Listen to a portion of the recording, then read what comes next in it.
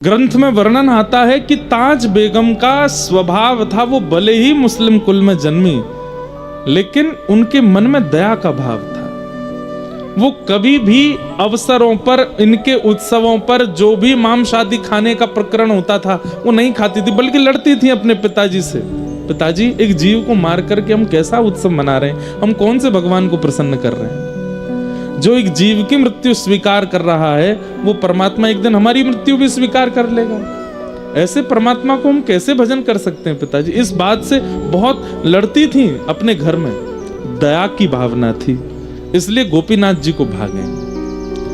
छोटी सी ताज बेगम मंदिर में प्रवेश कर गई। यहां बाहर बैठे मधु पंडित जी को अचानक से पता चला। उस समय किसी का भी मंदिर में गैर हिंदुओं का प्रवेश वर्जित था। क्यों? क्योंकि रूप बदल करके भीतर मंदिरों में जाते थे गैर मुस्लिम, और मंदिर में प्रवेश करके गर्भगृह में मांस के टुकड़े फेंक के आते थे, अपवित्र कर आते थे। और एक बात और बताऊं, हमारे यहां अपरस का नियम ज्यादा नहीं था।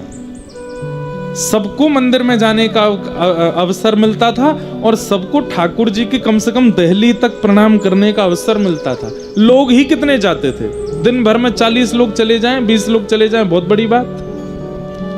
सबको ठाकुर जी की दहली तक, कहीं कहीं तो ठाकुर जी के चरण छूने तक का अधिकार था। मुगलों के बाद जब अपवित्रता इन्होंने फैलानी प्रारंभ की, तब अपरस की स्थिति, सबको नीचे ही रुकना है, ऊपर कोई नहीं आएगा, पुजारी जी को कोई नहीं छुएगा, ऊपर कोई नहीं, ये सब नियम बन गए। मधु पंडित जी ने जैसे ही देखा कि ये फादल खान की बेटी भीतर घुस गई, उन्होंने तुरंत रायसल राजपूत से कहा ये गलत है, लेके आओ। बस यहां मानो जैसे वो धीरे धीरे जा रही थी, गोपीनाथ जी उसको इशारा करके अपनी ओर बुला रहे थे, ताज बेगम जा रही थी, इतने में ही रायसल आए और हाथ पकड़ के बाहर ले आए। वो कहती रही कि वो मुझसे कुछ कह रहे थे, वहां कोई है अंदर, लेकिन किसी ने उनकी नहीं सुनी, ले गए। ये प्रथम बार मिलन हुआ ताज बेगम का ठाकुर जी से, बस एक अनुभूति जैसी हुई। उसके बाद धीरे धीरे ताज बेगम बड़ी हुई, मदरसों में जाके पढ़ती थी, अपने धर्म के ही सब चीजें वो सीखने लगी, करने लगी, धीरे धीरे सब उनका हुआ, बड़ी हुई। एक बार फादल खान को अकबर ने दिल्ली बुलाया और फादल खान अपनी पुत्री ताज बेगम को लेकर के गए।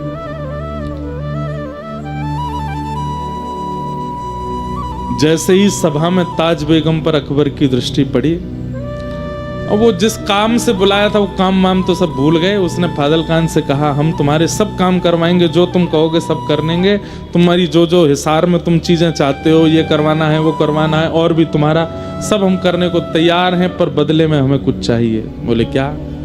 तुम्हारी पुत्री को हम अपनी बेगम बनाना चाहते हैं।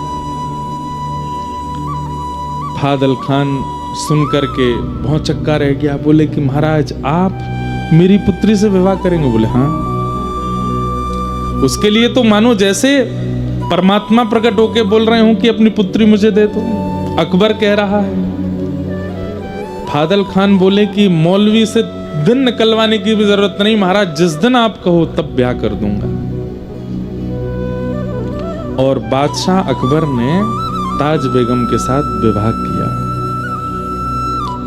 सुंदर तो वो बहुत थी और बादशाह लोग यही देखते थे, इसके अलावा उनका कोई, उनकी तो अनेक पत्नियां होती थी।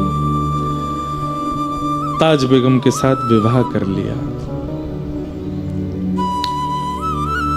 लेकिन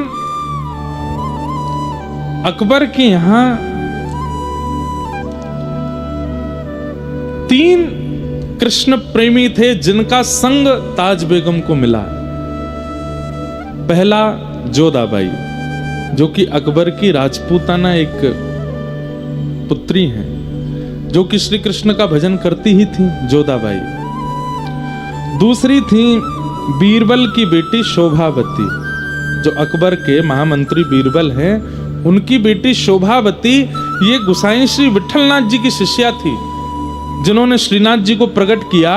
ऐसे श्रीमद वल्लभाचार्य जी महाराज के पुत्र हुए गुसाई विठलनाथ जी, उनकी शिष्या थी बीरबल की पुत्री शोभावती। ये जोधाबाई की सेवा में रहती थी, ठाकुर जी की सेवा में। और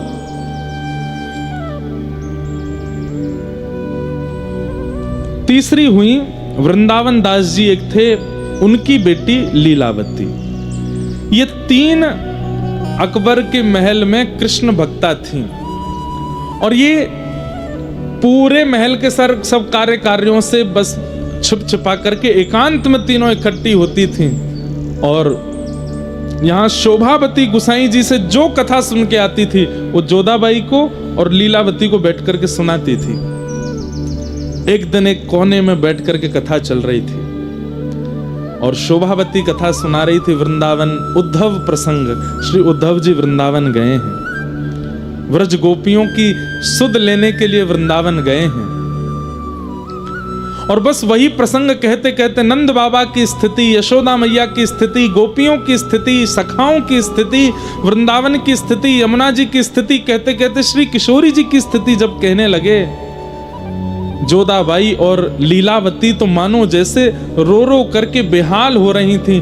और उसी समय ताज बेगम नई नई आई है, महल देख रही थी, पूरा घूम रही थी, एक एक कोने देख रही थी। ताज बेगम वहां पहुंच जाती है और वहां पहुंच करके चुपके से देखती है कि ये सब रुदन क्यों कर रहे हैं, इनके रुदन का कारण क्या है। और बैठी बैठी बस वो बाहर से सुनने लगी कि क्या बात है। और शोभावती के मुख से, जब किशोरी जी के मुख से गाया गया भ्रमर गीत, मधुपक तब बंधो मास्पशांग्रिम सपत्न्या कुछ विलुलित माला कुंकुमश्मश्रुभिर्न बहतु मधुपतिस्तन्मानिनी नाम प्रसादम यदु सदसि विडम्ब्यम यस्य दूतस्त्वमित्रिक। श्री किशोरी जी उद्धव जी से कह रही हैं, अरे उद्धव, उद्धव को नहीं कह रही हैं, एक भौरे से कह रही हैं, अरे भौरे, तू एक पुष्प से रस लेता है और उस पुष्प से रस लेने के बाद फिर उस पुष्प को छोड़ के दूसरे पुष्प पर चला जाता है, दूसरे पुष्प का रस लेता है, वहां से फिर तीसरे पुष्प पर चला जाता है। तू एक पुष्प का कभी नहीं रहता, तू अनेकों का रहता है। ऐसे ही तेरे जैसा दिखने वाला वो कृष्ण है। हम ब्रज की सब गोपियों के मध्य में रास रचाया, हम सबसे प्रेम की डोर बांधी और अब हमें छोड़ के मथुरा चला गया। तुझ में और उसमें कोई अंतर नहीं है, तुम एक से ही हो। क्या बिगाड़ा था शूर्पणखा ने त्रेता युग में, जब ये कृष्ण राम बने थे तब विवाह करने के लिए इनके सामने आई थी, उसके नाक कान काट दिए। अरे इनकी शरण में आने वालों के साथ ही ऐसा ही व्यवहार करते हैं। किशोरी जी उस भ्रमर को डांट रही हैं और सब सखियां बैठ के सुन रही हैं। ये कथा शोभावती सुना रही है जोधाबाई और लीलावती को, और बाहर बैठी बैठी सुन रही हैं ताज बेगम।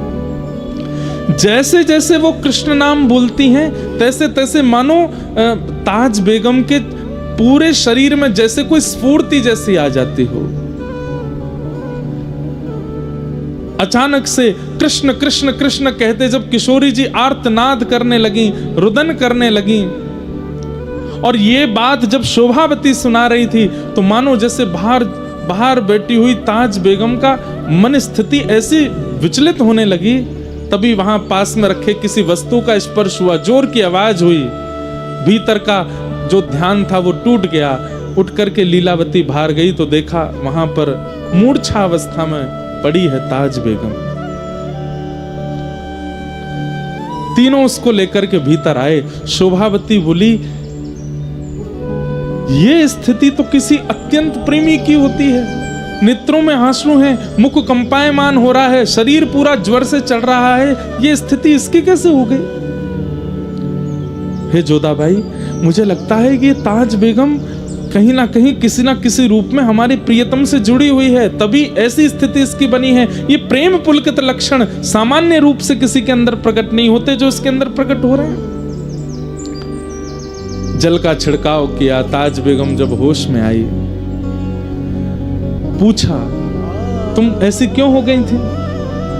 ताज बेगम कहती है, आप जो यहाँ बैठ कर के सुना रही थी, मुझे नहीं पता वो कौन है, मुझे नहीं पता उद्धव कौन है, मुझे नहीं पता वो गोपियाँ कौन है, ये वृंदावन, ये मथुरा, ये सब क्या है। बस मुझे एक बात याद है कि मैं बाल्यकाल में अपने पिता के साथ वृंदावन गई थी और वहां मैंने एक झांकी देखी थी। शोभावती बोली, थोड़ा बताओगी कैसी झांकी? बोला, हाँ वो झांकी तो मुझे आज भी अनुभव होती है। कैसी झांकी थी?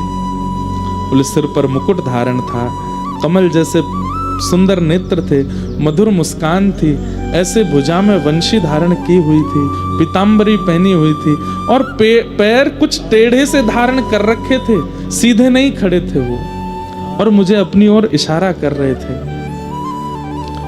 शोभावती, जोधाबाई और लीलावती तीनों सुनकर के रुदन करने लगी और बार बार ताज बेगम को हृदय से लगाने लगी। अरे तुम तो चुनी हुई हो, तुम तो पहले ही स्वीकार कर ली गई हो। ताज बेगम बोली, मैं नहीं जानती इन सब के बारे में ज्यादा, पर पता नहीं क्यों आपके मुख से वो बात सुनना, आप लोगों की यह स्थिति देखना, मुझे मन कर रहा था कि आप शांत ना हो और मैं उसे सुनती रहूं।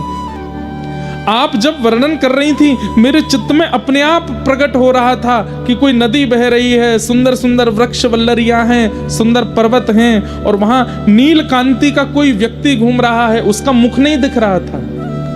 ये सारे अनुभव होना सामान्य बात नहीं थी एक जोधाबाई के लिए, जो मदरसों में पढ़ी है, जिसने पूर्ण रूपेण संपूर्ण मुस्लिम भावों को अपने जीवन में रखा है। वो कैसे अनुभव कर सकती है इन बातों का? ठाकुर जी ने चुना है उसे।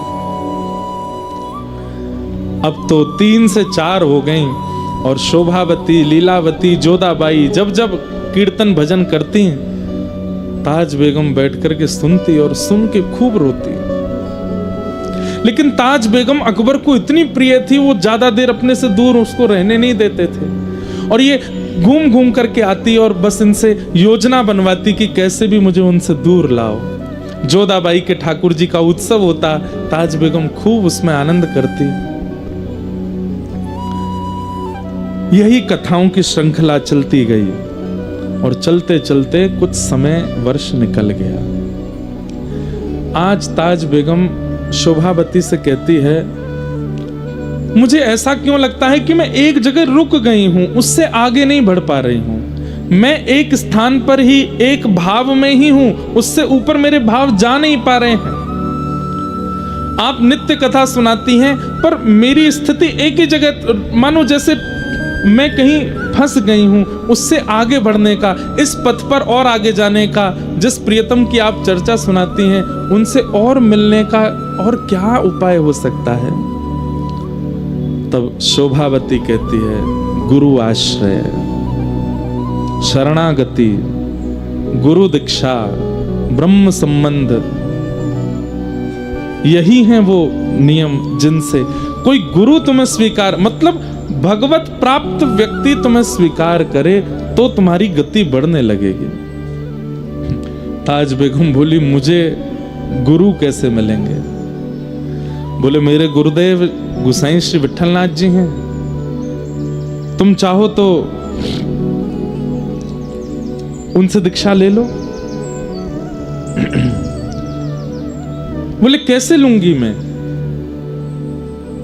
मुझे कभी बादशाह जाने नहीं देंगे, और बादशाह आप लोग जानते हैं कि वो 24 घंटे मेरी पहरेदारी सी करते रहते हैं, पूछते रहते हैं कहाँ हैं, ताज कहाँ है, ताज कहाँ है। उन्हें 24 घंटे मैं चाहिए हूं। इन सबके बीच से निकल करके गुरु आश्रित होना, ये कैसे होगा? बहुत ध्यान से सुनिए, आज पहली बार हम इतने विस्तार से सुना रहे हैं ताज बेगम का चरित्र। तब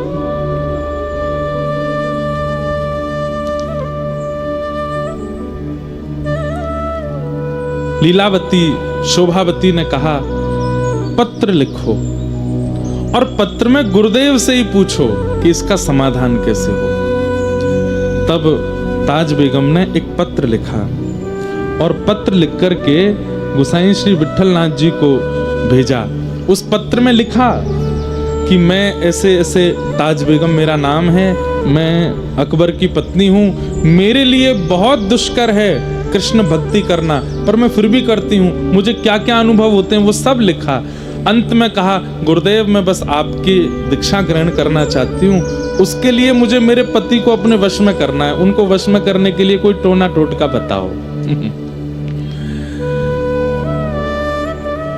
गोसाई श्री विट्ठलनाथ जी ने जब पत्र देखा और पत्र में जिन जिन भावों की स्थिति उसने बताई थी, उससे वो समझ गए थे। बोले इसने नहीं चुना है ठाकुर जी को, ठाकुर जी ने चुना है इसे। बंधुओं, महीने 2 महीने में अधिकतर वृंदावन के स्वप्न आना, बार बार यमुना जी का दर्शन होना, बार बार वृंदावन रज की स्मृति होना, बार बार व्रजवासी और ब्रज के रसिक संतों का स्वप्न में आना,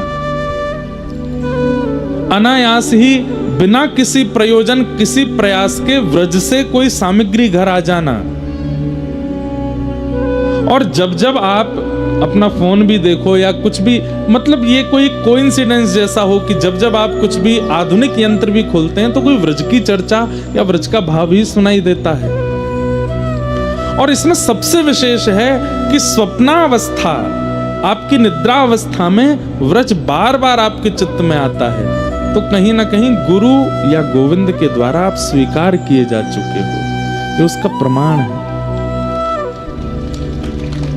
ताली तो आपने ऐसे बजाई जैसे सबको स्वप्न आता है वृंदावन का, नहीं। महीने में 1 बार आ गया, 2 महीने में 2 बार आ गया, ये नहीं, बार बार आता है, बार बार स्मृति होती है वृंदावन की। कुंज गलियों का अनुभव होता है, कभी निधिवन राज का दर्शन, कभी वृंदावन के श्री सेवा कुंज का दर्शन, कभी श्री राधा रमन लाल जी का दर्शन, कभी राधा वल्लभ जी का दर्शन, और नहीं तो वहां के रसिक संतों का दर्शन, वहां के ब्रजवासियों का दर्शन। और वृंदावन भी आज वाला वृंदावन नहीं, या वो वाला वृंदावन नहीं जो आप पहले देख करके आए हो, भीड़ भाड़ है, लोग बाग मार काट मची है दर्शन की, नहीं। एक अलग सी अनुभूति होती है, परम शांत, परम सौम्य, परम शीतल वृंदावन का अनुभव स्वप्न में बार बार होता है, या जिस धाम पर आपकी निष्ठा है वहां का अनुभव होता है।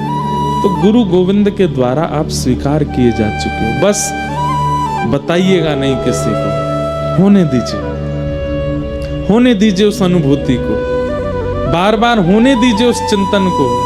थोड़ा जागृत अवस्था में नियम बना लीजिए, व्रज रज लगाया कीजिए, थोड़ा नाम जप बढ़ा दीजिए, गुरुदेव के द्वारा प्रदत्त मंत्र बढ़ा दीजिए, ठाकुर जी की सेवा बढ़ा दीजिए, बीच बीच में वृंदावन, ये सब गोपनीय रूप से करना है, बताइए मत, होने दीजिए उस अनुभव को। एक दिन वही अनुभव एक ऐसी स्थिति पर ले जाएगा जिस स्थिति की प्राप्ति के लिए तरसते हैं वैष्णव जन। बस एक चीज का ध्यान रखना है, रस बतावे से रस घटे, बताना नहीं। तो जब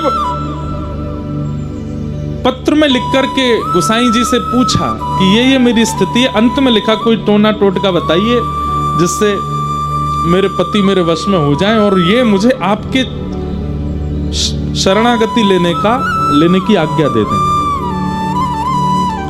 तो हंस करके एक ताम्र पत्र पर कुछ लिखा और उसको एक ताबीज में डाल करके काले कपड़े से बांध करके और गोसाई विट्ठलनाथ जी ने भिजवा दिया अकबर के पास। ताज खां के हाथ जब वो पड़ा तो बोले कि ये ताबीज भेजा है गोसाई जी ने और लिख दिया था कि इसको अपने पति के गले में बांध दो। ताज खां से प्रेम तो करता ही था अकबर। गई और जाकर के पति से कहा, देखो आपको नजर ना लगे, आपको कोई इतने, आप युद्ध में जाते रहते हो, आपकी सुरक्षा के लिए मैंने एक ताबीज बनवाया है, आपको पहना दी। वो प्रेम तो इतना करता है, अरे तुम जो चाहे को लाओ पहना दो, गले में पहना दिया। अब अकबर की 1 2 3 4 नहीं अनेकों पत्नियां थी, वो सब ताज बेगम से चिढ़ती थी। उन सब ने ये देखा कि इसकी कोई ऐसी बात निकाल के लाओ कि जो हम अकबर को बताएं तो वो इसको त्यागे। तब किसी ने बताया, बोले कि जोधाबाई तो हिंदू है, उसको तो अकबर ने आज्ञा दी है कि तुम अपना भजन कीर्तन करो, पर मैंने देखा है लीलावती शोभावती और जोधाबाई की सत्संग में छुप करके ये भी जाती है। और कहीं ना कहीं अकबर के गले में जो ताबीज है, इसने किसी हिंदू फकीर से बनवा के मंगवाया है अकबर को अपने वश में करने के लिए। ये बात जाकर के अकबर को बता दी। अकबर ने ताज बेगम को हाजिर किया, बोले ये ताबीज किसी हिंदू फकीर ने बनाया, क्या ये बात सत्य है?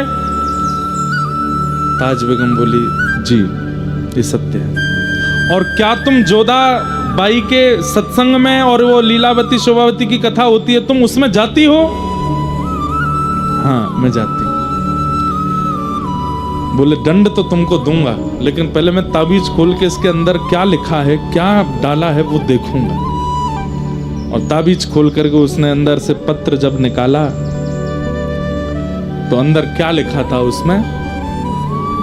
कामन तामन टोटका, गोसाई जी विठलनाथ जी ने लिखा है, कामन तामन टोटका यह सब डारो धोए, पिया कहे सो कीजिए, आप ही ते बस होए। क्या लिखा था कि ये कामन तामन टोटका टोना आदि इन सबको छोड़ो, तुम्हारा पति जो कहे वो करो, उसी में तुम्हारी भलाई है, ये लिखा था उसमें। ये पढ़ करके अकबर तो बड़ा खुश हुआ, बोले फकीर तो बहुत अच्छे हैं, इन्होंने तो स्पष्ट लिख दिया है कि ये टोना टोटका वगैरह इन पे भरोसा मत करो, पिया कहे सो कीजिए, आप ही बस हो। मेरा मन हो रहा है, अरे ये ताबीज तो बहुत अच्छा है, ये ताबीज तो है, तुम सब इसकी शिकायत, तुम सबको भी ऐसे ताबीज बनवाना चाहिए, पिया कहे सो कीजिए। गुरु कृपा कैसे होती है? मेरा मन हो रहा है इनसे मिलने का, कि कौन है ये फकीर, कौन है? ताज बेगम का तो हाथ पैर कांपने लगा, कैसी गुरु कृपा, ताबीज में ऐसा क्या लिख के दिया है कि वो राजा के मन में, अकबर के मन में आ गया कि मुझे मिलना है इनसे। बोले गोवर्धन में विराजते हैं गोसाई श्री विठलनाथ जी, चलो इनको मिलके आते हैं, इतना अच्छा बेगमों को ज्ञान देने वाले फकीर को तो मिलना चाहिए। निकल पड़े ताज बेगम के साथ गोवर्धन, तलहटी में पहुंचे। अब अकबर बादशाह तो पूरे भारत का है, तो उसके आगे तो आना पड़ता था।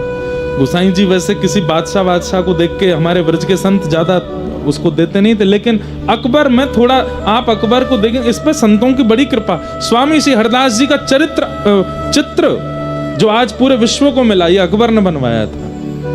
स्वामी श्री हरदास जी का चित्र जो वीणा हाथ में लेके हम सब दर्शन करते हैं, वो अकबर ने बनवाया था। और कहते हैं जहां पर अकबर बैठ के नमाज पढ़ता था, वहां पर मीराबाई का और गोस्वामी तुलसीदास जी का, स्वामी श्री हरदास जी का, इनके चित्र लगे रहते थे, इनका नित्य दर्शन करता था वो।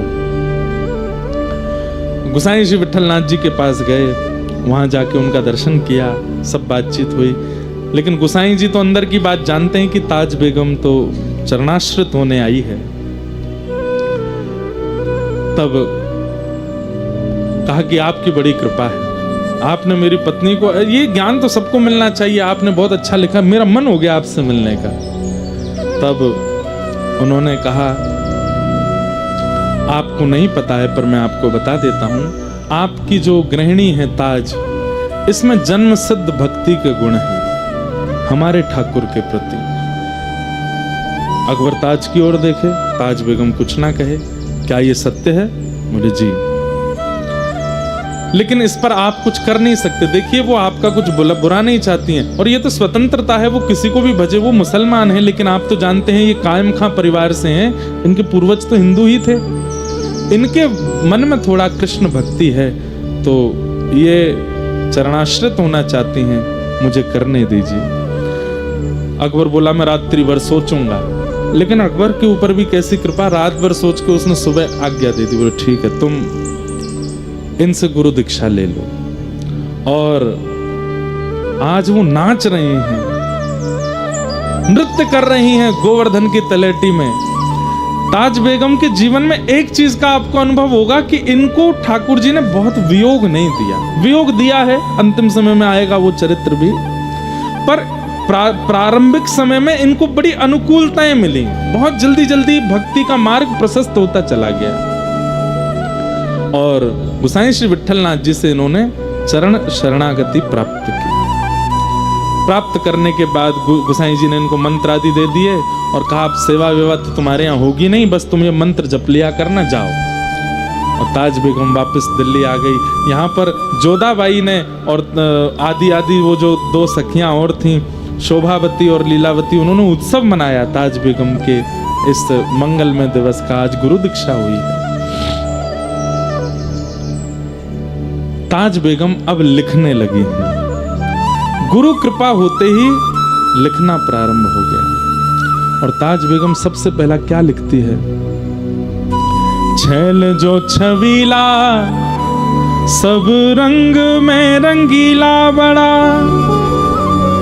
छैल जो छबीला सब रंग में रंगीला बड़ा, चित्त का अड़ीला कहूँ देव तो सुन्यारा है। माल गल सोहे नाक मोती सेत जो है कान, कुंडल मन मोहे लाल मुकुट सिर धारा है। दुष्ट जन मारे सब संत जो उबारे ताज, चित्त में निहारे प्रण प्रीत करवारा है। नंदजू को प्यारा जिन कंस को पछाड़ा, वह वृंदावन वारा कृष्ण साहिब हमारा है।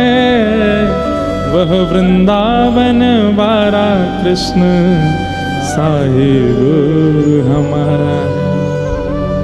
और ताज बेगम लिखती हैं और सुनकर के जोधाबाई आदि सब निहाल हो जाती है। एक बात तो मैं कहता हूं बंधुओं, जो पाएगा वो गाएगा, वो बिना गाए रह नहीं सकता। और पाए बिना गा रहा है, बिना पाए ही गा रहा है, तो इसका मतलब पाने वाला है। गा रहा है तो इसका मतलब पाने वाला है। गाने वाले की दो ही स्थिति हो सकी, या तो पा चुका है या पाने वाला है। आजकल भी कई लोग रचनाएं करते हैं, पर रचनाओं में लोक रंजन की भावना ज्यादा होती है। लोक रंजन की भावना, ये रीझ जाएं, ये रीझ जाएं। कई बार हम भजन गायकों को भी देखते हैं, बड़े बड़े मंचों पर आते हैं, तो गाते समय ठाकुर जी का स्तमन नहीं कर रहे होते, वो लोगों को देख रहे होते। देखा शब्द पर, मैंने देखो क्या लिखा, मैंने ये शब्द कैसे लिखा। वो लोक रंजन की भावना आ जाती है उनके चित्त में। लोक रंजन के लिए तो बड़े बड़े कवि भी लिखते हैं, लेकिन ठाकुर जी के रंजन के लिए ठाकुर जी की कृपा से ही लिखा जाता है। कितने सुंदर शब्द लिखे हैं। गोसाई श्री विठलनाथ जी का कभी कभी दर्शन करने के लिए जाती थी। एक दिन गोसाई विठलनाथ जी ने परीक्षा ले ली, बोली कि सुनो, तुम भजन करती हो? बोले हाँ। बताओ श्रीनाथ जी को देख करके तुमको क्या अनुभव होता है, ठाकुर जी का दर्शन करके तुमको क्या अनुभूति होती है? वहीं बैठ करके आंसू कवि बन गई हैं ताज बेगम, वहीं बैठ करके लिख दिया है। क्या गा रही हैं? ध्रुव से प्रहलाद, गजग्राह से अहिल्या देखी, शोर और गीधियों विभीषण जिन तारे हैं। पापी अजामिल सुर हरि रैदास कहूँ, नानक मलूक ताज तुलसी के प्यारे हैं। धनी नाम देव दादू सदना कसाई जान, गणिका कबीर मीरा सेन उर धारे हैं। जगत को जीवन जहान बीच नाम सुनो, राधा के वल्लभ कृष्ण वल्लभ हमारे हैं। राधा के वल्लभ कृष्ण वल्लभ हमारे। हे नाथ, हे गुरुदेव, मुझे इनके प्रति वल्लभ की स्थिति होती है। राधा के वल्लभ ये हैं और हमारे वल्लभ कृष्ण हैं। मुझे इनमें ऐसा लगता है कि ये मेरे प्रियतम है।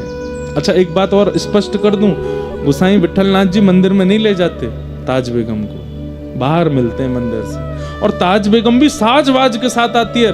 भाई रानी है, लेकिन वह भी इतनी मर्यादा जानती है, कभी नहीं कहती कि मुझे अंदर ले चलो। बाहर ही बैठ के मिलते हैं गोसाई जी उससे, एक खिड़की है वहां से दर्शन करती है।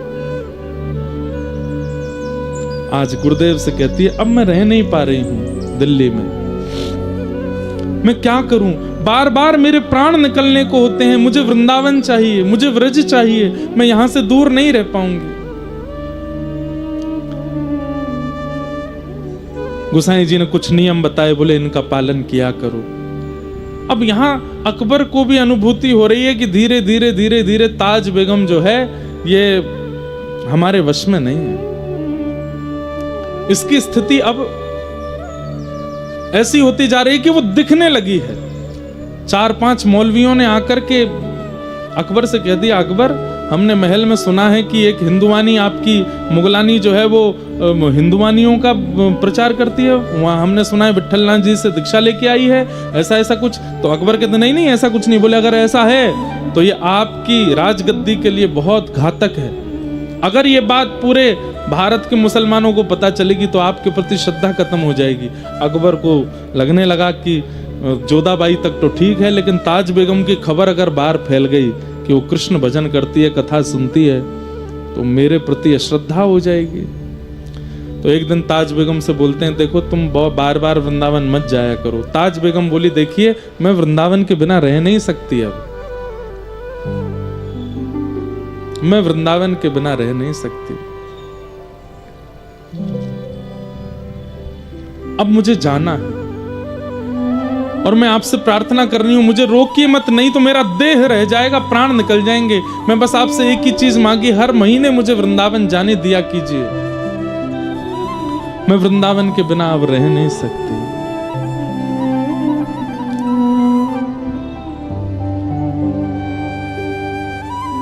कन्हैया कन्हैया पुकारा करेंगे,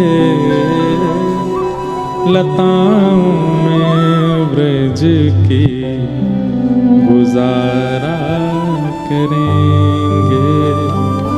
कन्हैया कन्हैया पुकारा करेंगे, लताओं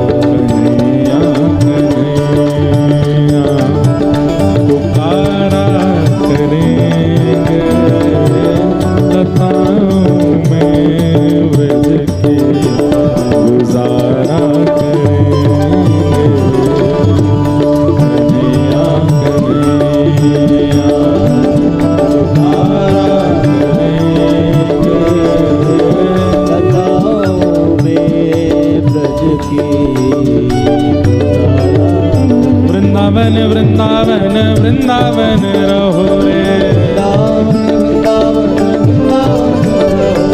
वृंदावन वृंदावन वृंदावन चलो रे, वृंदावन की गलियों में राधे राधे कहो रे, गलियों में राधे राधे कहो रे, हाँ वृंदावन की गलियों में राधे राधे कहो रे, वृंदावन की गलियों में राधे राधे कहो रे, श्री वृंदावन वृंदावन वृंदावन रहो रे, श्री वृंदावन वृंदावन वृंदावन कहो रे, हे वृंदावन की गलियों में राधे राधे कहो रे, गलियों में राधे राधे श्री वृंदावन की गलियों में श्यामा श्यामा रटोरे, गलियों में श्यामा श्यामा जय राधे राधे राधे राधे जय राधे राधे राधे राधे जय राधे राधे राधे राधे श्री राधे राधे राधे राधे हम श्याम से मिला दे, श्याम से मिला वृंदावन में बसा दे, श्री राधे राधे राधे राधे जय राधे राधे राधे श्री राधे राधे राधे राधे जय राधे राधे जय राधे राधे श्री राधे राधे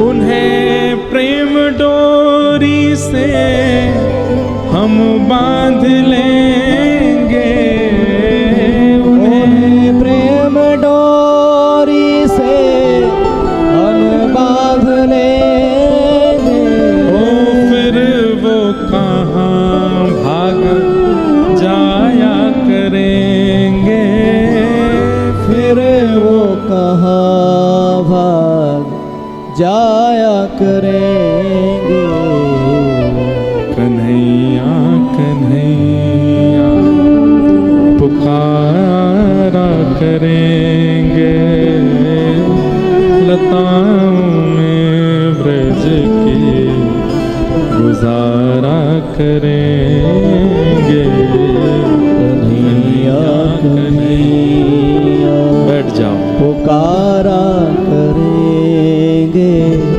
लताओं में ब्रज की गुजारा और करेंगे। ताज बेगम की स्थिति देख करके अकबर ने ये निर्णय ले लिया कि बाकी सब मेरी पत्नियां तो दिल्ली रहेंगी, ताज को मैं आगरा के किले में रखूंगा, और ताज बेगम को लेकर के आगरा चले गए ताकि बाकी मुसलमानों की नज़रों से ये दूर रहे, क्योंकि जिस स्थिति में जा चुकी है वहां से निकल नहीं पाएगी, और वहां से वृंदावन भी पास है, जब इसका मन होगा चली जाया करेगी।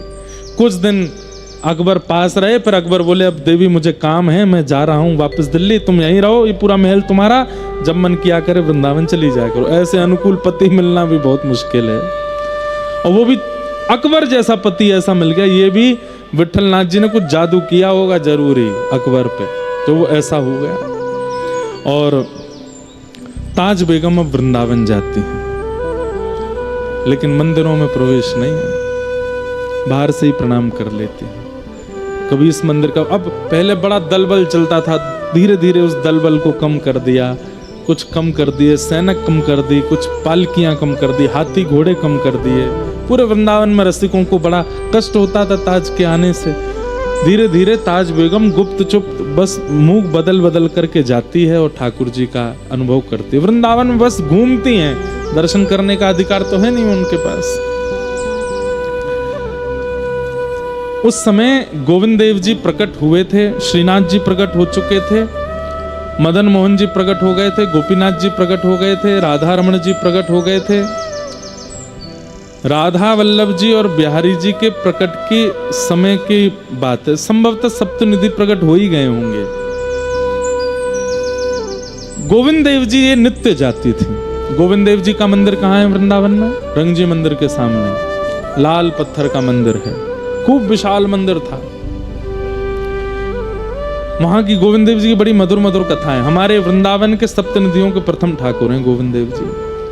तो गोविंद देव जी जाती, गोपीनाथ जी जाती, जिनको इन्होंने बचपन में देखा था, तो वही बाहर से दर्शन करती। तो बाहर से दर्शन करने में क्या होता कि दर्शनार्थी इतने खड़े होते, तो कभी तो ठाकुर जी की पीताम्बरी ही दिखती, कभी ठाकुर जी की वंशी ही दिखती, कभी ठाकुर जी की भुजा ही दिखती, कभी बस मुकुट ही दिखता। मुखमंडल सालों तक इतनी भीड़ के कारण मुखमंडल दिखता ही नहीं था। खूब देर खड़ी रहती, हल्की सी झलक आती और फिर कोई आ जाता सामने, पर ये बाहर से दर्शन करती थी, अंदर नहीं जाती थी, नियम नहीं तोड़ती थी। लेकिन सालों साल दर्शन करते करते करते एक दिन इनको गुस्सा आया और ठाकुर जी से बोले, मैं भीतर नहीं आ सकती क्योंकि मैं मुगलानी हूं, पर आप तो बाहर आ सकते हो, आप क्यों नहीं आते? क्या मेरे भजन में, क्या मेरे साधन में, क्या मेरे भाव में कोई कमी है जो आप बाहर नहीं आते? अरे आपको जगत का नाथ कहा जाता है, तो फिर अकेले हिंदुओं पर कृपा क्यों कर रहे हो? क्या हम मुसलमान जगत में नहीं आते? और आपको मेरे मुस्लिम भेष से इतनी तकलीफ है, तो चलो आज बन के आती हूँ हिंदुआनी। और आज गई हैं, हाथों में मेहंदी लगाई, पैरों में महावर लगाए, बुर्का आदि जैसा कुछ पहनती थी, आज घेरदार पहना है स्वरूप, सिर पर चुनरी डाली, अपने केश के बीच में सिंदूर लगाया है, हाथों में चूड़ियां पहनी हैं। और जैसा एक हिंदू प्रवेश हमारे माताएं बहनों का जैसा स्वरूप होता है, वैसा स्वरूप बना करके, पैरों में पाजे वादी पहन करके, और बिल्कुल मानो ऐसा लग रहा था कोई राजपूतानी आ रही है। आज श्रृंगार करके आई और गोविंद देव जी के सामने खड़े होकर के ताज बेगम ने एक पद गाया, सुनो दिल जाने मेरे दिल की कहानी, सुनो दिल जाने मेरे दिल की कहानी, तेरे हाथ हूँ बिकानी, तेरे हाथ हूँ बिकानी, बदनाम भी सहूंगी, सुनो दिल जाने मेरे दिल की कहानी। शब्दों में थोड़े उर्दू शब्द हो सकते हैं क्योंकि मुसलमान ही हैं। देव पूजा ठानी में नवाज हूँ भुलानी, तजे कलमा कुरान तेरे गुणन गहूंगी मैं। क्या देखना चाहते हैं आप? गोपियां आई थी, मैंने सुना था लीलावती जब कथा सुनाती थी दिल्ली में, वो कहती थी कि जब गोपियां सब छोड़ करके आपकी शरण में आई, आप उनसे भी पूछ रहे थे कि क्यों चली आई हो। तब गोपियों ने कहा था, मयिवम विभोर हति भवान गदितुम नृशंसम संत्यज्य सर्व विषयाम स्तवपाद मूलम। हम सब छोड़ के आपकी शरण में आई हैं क्योंकि आप ही कहते हैं प्रेम गली अति सांकरी तामे दो ना समाए। जिस हृदय में आप बसते हैं उस हृदय में कुछ और नहीं होना चाहिए। इसलिए सब छोड़ करके गोपियां गई थी आपके पास, मैं भी सब छोड़ के आई हूं, सब छोड़ दिया मैंने। देव पूजा ठानी, आप, मैंने सुना कि शंकर जी पर जल चढ़ाने से आप प्राप्त होते हो, तो मैं शिव जी का आराधन करने जाती हूँ। मैंने सुना यमुना स्नान से आप मिलते हो, तो मैं यमुना स्नान करती हूँ। मैंने सुना गले में कंठी माला पहनने से आप मिलते हो, मैं गहने नहीं पहनती, पूरे गले में कंठी माला पहन के रहती हूँ। कैसे भी मिलो तो सही। देव पूजा ठानी मैं नवाज हूँ भुलानी, तजे कलमा कुरान तेरे गुणन गहूंगी मैं। सुनो दिल जानी मेरे दिल की कहानी, तेरे हाथ हूँ बिकानी, तेरे हाथ हूँ बिकानी, बदनाम भी सहूंगी, सुनो दिल जानी। अगर आपको लगता है कि मैं आगरा में रहती हूँ इसलिए आप मुझे नहीं मिल रहे, तो चलो ब्रजवास कर लूंगी। वृंदावन के बाहर सीमा पर एक निवास बना लिया, वहां रहने लगी। उसके बाद फिर 1 वर्ष प्रतीक्षा करी कि मैं भीतर नहीं आ सकती, लेकिन आप तो आ सकते हो बाहर। नहीं आए ठाकुर जी। फिर एक दिन श्रृंगार करके आई, फिर रोने लगी सामने आके। और क्या कह रहे हैं? सांवला सलोना सिर ताज सिर कूले दिए, तेरे नेह दाग में निदाग हो रहूंगी मैं। सुनो दिल जानी मेरे दिल की कहानी, तेरे हाथ हूँ बिकानी, तेरे हाथ हूँ बिकानी, बदनाम भी सहूंगी। सुनो दिल जानी नंद के कुमार हे कुमार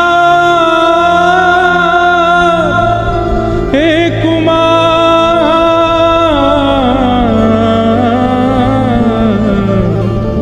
नंद के कुमार कुर्बान तेरी सूरत पे, हूँ तो मुसलमानी हिंदुआनी हो रहूंगी मैं। आज से सिंदूर भरूंगी, हाथों में चूड़ी पहनूंगी, महावर लगाऊंगी।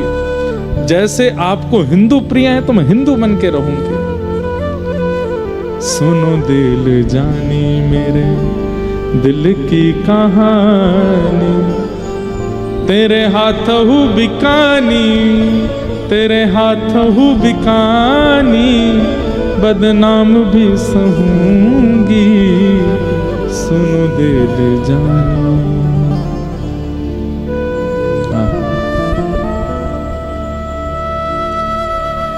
कहत सहजादी ठाकुर कभी सौंपे जिकर, वृंदावन छोड़ अब कितहूँ न जाऊंगी। सुनो दिल जानी मेरे दिल की कहानी। सालों साल रोज जाती हैं गोविंद देव जी और यही पद गाती हैं गोविंद देव जी के सामने बैठ के। देखती हूँ आप हटीले हो तो मैं आपसे ज्यादा हटीली हूँ, कब तक नहीं आओगे बाहर मुझसे मिलने। दर्शन बंद होने के बाद ताज बेगम निकल जाती थी, कोई संत महापुरुष कोई सत्संग कर रहे होते तो वहां बैठ के सुनती थी। भोजन पानी त्याग दिया है कि नहीं मिलेंगे तो फिर अन्न ग्रहण नहीं करूंगी। मैं मंदिर की पवित्रता देख के भीतर नहीं आऊंगी, पर आपको बाहर आना पड़ेगा, मेरी जिद है अब। तभी एक दिन अचानक से मानो ताज बेगम को रात्रि यमुना पुलिन पर जिस कुटिया में रहती थी वहां पड़े पड़े स्मरण हुआ कि अरे लीलावती ने कथा में सुनाया था कि सब ब्रज गोपिकाएं अपने घर छोड़ करके जब इनसे मिलने के लिए गई तो ये मिले और उनके साथ रास किया और फिर अंतर्ध्यान हो गए। और अंतर्ध्यान होने के बाद जैसी अभी मेरी स्थिति है, मैं पेड़ों से बात करने लगती हूँ, मैं यमुना जी से बात करने लगती हूँ, मैं जल थल किसी का विचार ना करके सबको चैतन्य मान के चर्चा करती हूँ, सबसे पूछती हूँ कहाँ मिलेंगे श्याम सुंदर। यही स्थिति तो गोपियों की हुई थी। फिर क्या किया था उन गोपियों ने, क्या बताया था लीलावती ने? अरे उसने बताया था यमुना तट पर श्री किशोरी जी की शरण ग्रहण की थी और किशोरी जी की शरण ग्रहण करने पर गोपी गीत गाया था। और तब श्याम सुंदर ताशाम आविर्भूत सौरी स्मयमाय मुखाम्बुज पीताम्बर दर्श रघुवी साक्षान मनमत प्रकट हो गए थे ठाकुर जी। अरे मैं किशोरी जी के पास तो गई ही नहीं अभी तक। तब ताज बेगम बरसाना जाती है और श्री जी के महल पर नहीं चढ़ती है, बस नीचे से ही पुकार रही है श्री जी को, नीचे से ही शिकायतें कर रही है। मैंने सब छोड़ दिया, सब त्याग दिया, देखिए ना आपके वल्लभ कितना सताते हैं हमें। हे किशोरी जी, आपकी कहानी लेकर के, आपकी आशा लेकर के आज फिर जा रही हूं, कह दो, समझा दो इन्हें, मिले मुझसे। बंदी बनूंगी राधा रानी महारानी जो की, तुर्किन बहाए नाम गोपिका रखूंगी मैं। सुनो दिल जानी मेरे दिल की कहानी, तेरे हाथ हूँ बिकानी तेरे हाथहु बिकानी, बदनाम भी सहूंगी सुन दे ले जान। और आज किशोरी जी को प्रणाम करके गई, गोविंद देव जी के सामने जाकर के गाने लगी, लेकिन आज भी ठाकुर जी नहीं आए। रोती बिलखती चली गई अपनी कुटिया में। आज 4-5 दिन हो गए, कुछ खाया पिया नहीं है, और बस अब सोच लिया अब इनके पास भी नहीं जाऊंगी। किशोरी जी भी इनसे ही मिल गई हैं, वो भी कोई कृपा नहीं कर रही हैं, और पड़ी पड़ी बस बोली अब बस यहीं प्राण त्याग दूंगी, अपने इस देह को अंत कर दूंगी। और सुन लो हे गोविंद देव, सुन लो मेरी बात, तुमसे कह करके जा रही हूं, यहीं यमुना जी के तट पर वृंदावन में तुम्हारा दर्शन करते हुए आज प्राण त्याग दूंगी मैं अपने। इस जन्म में नहीं मिलोगे तो अंत में आपका स्मरण करते हुए, वृंदावन का स्मरण करते हुए, यमुना जी का स्मरण करते हुए जब प्राण त्यागूंगी तो अगले जन्म में वृंदावन वासिनी बन करके आऊंगी, फिर तुम्हें प्राप्त करूंगी, छोड़ूंगी नहीं। एक बार आ गई हूं शरण में, अब नहीं छोड़ूंगी। शायद मेरे मुसलमान होने से ही तुमको दिक्कत है, तो मैं ब्रजवासिनी बन करके आऊंगी। बस इसी विरह में यमुना जी और सबसे प्रार्थना कर रही है, मेरे प्राण ले जाओ, अब नहीं जीवित रहना।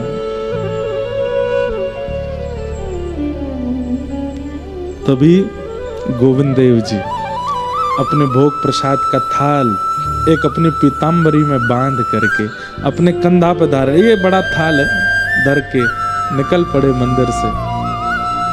अर्धरात्रि का समय है, चंदन की सौंधी सुगंधी आ रही है।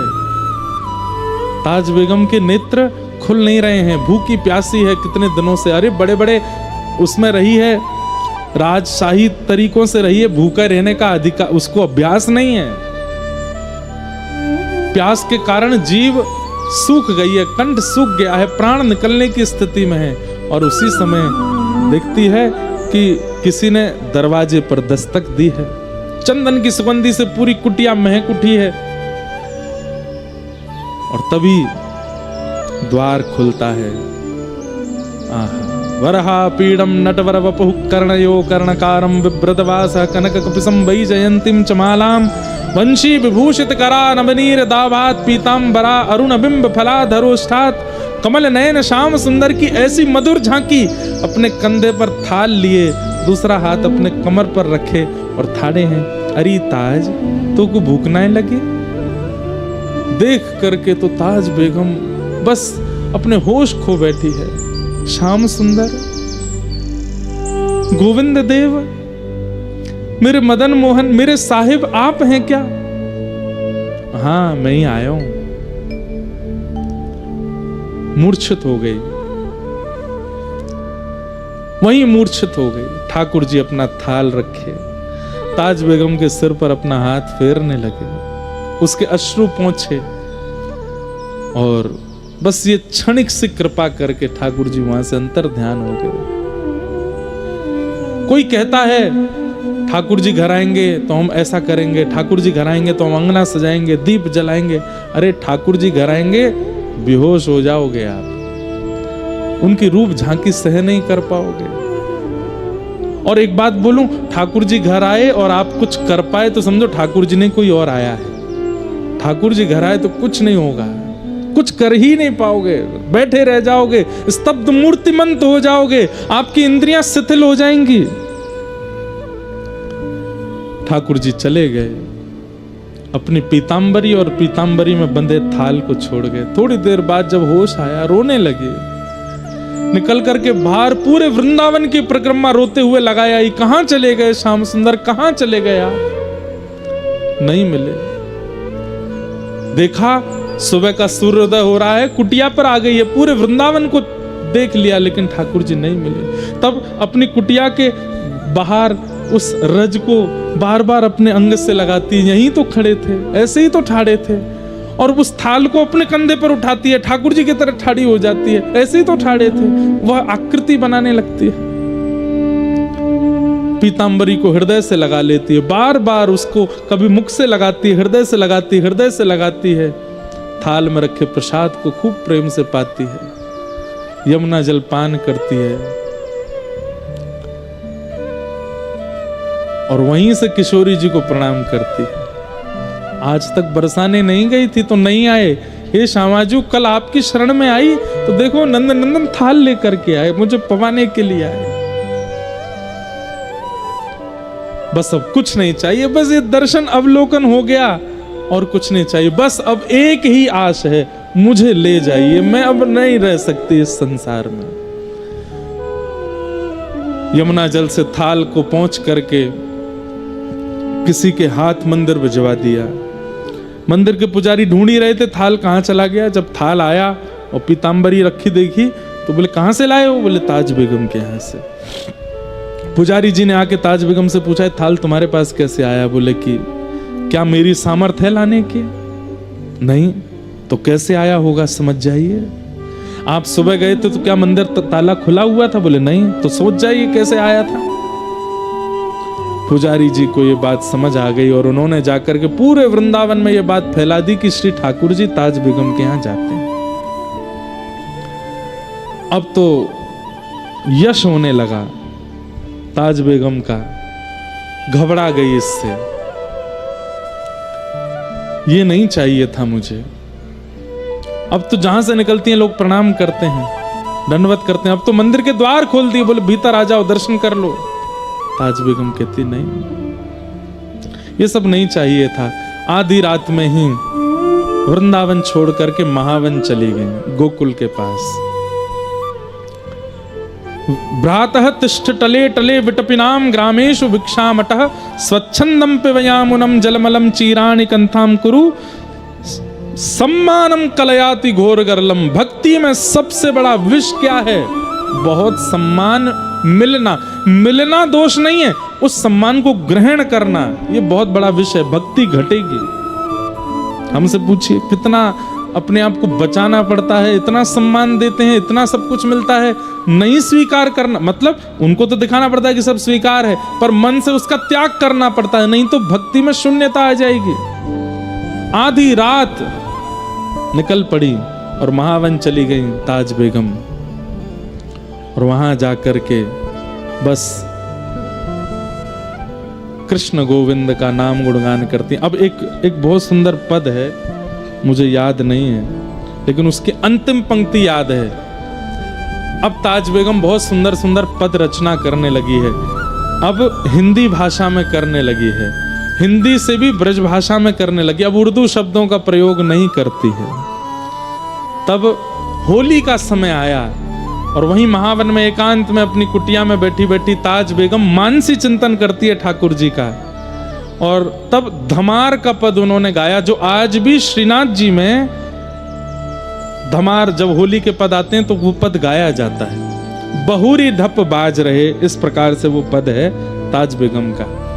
तो उस पद की रचना कर रही थी ताज बेगम, और उस पद में सब वर्णन कर रही थी, कैसे रंग उड़ रहे हैं, कैसे वीर उड़ रहे हैं, कैसे सब गोपियां रंग खेल रही हैं, नंद बाबा की स्थिति, यशोदा मैया की स्थिति, ग्वाल बालों की स्थिति और सब गायों की स्थिति, व्रज का पूरा वर्णन करते हुए इतते आई कुंवर राधिका उतते कुंवर कन्हाई।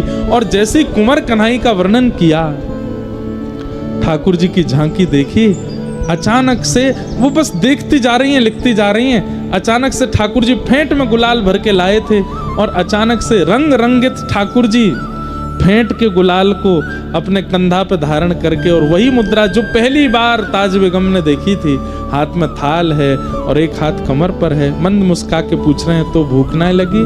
बस वही झांकी पुनः ठाकुर जी ने प्रकट कर दी मानसी में।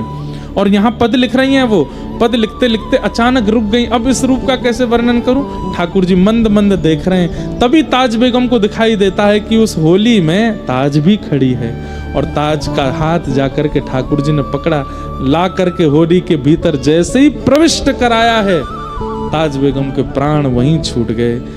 आधा ही पद लिख पाई हैं, पूरा नहीं हो पाया था। वहीं बस कलम रखी रह गई ताज बेगम की। आज भी वो पद गाया जाता है, उस पद की रचना पूरी नहीं हुई थी, थोड़ी सी रह गई थी। तो बोले फिर क्या हुआ? उस दिन पूरे व्रजमंडल ने एक आकाशवाणी सुनी।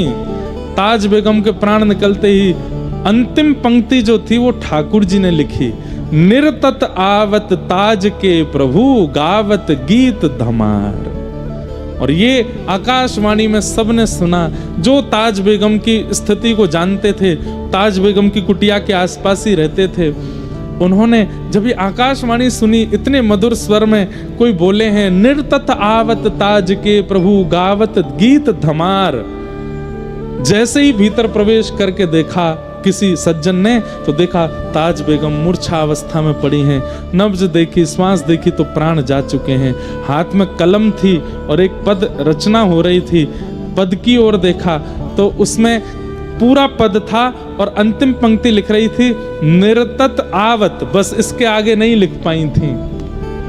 तब उन्होंने नेत्रों में आंसू भराए। ठाकुर जी ने आकाशवाणी करके पद को पूरा किया, निर्तत आवत ताज के प्रभु गावत गीत धमार। और श्री ताज बेगम को ठाकुर जी अपनी नित्य लीला में प्रवेश कराकर, आज भी ताज बेगम की समाधि है महावन में। बड़े बड़े सिद्ध लोग जाते हैं और वहाँ जाके श्री ताज बेगम जी को प्रणाम करते हैं। ऐसी ताज बेगम जिन्होंने ठाकुर जी को प्रियतम मान करके, उनके प्रति पति भाव रख के,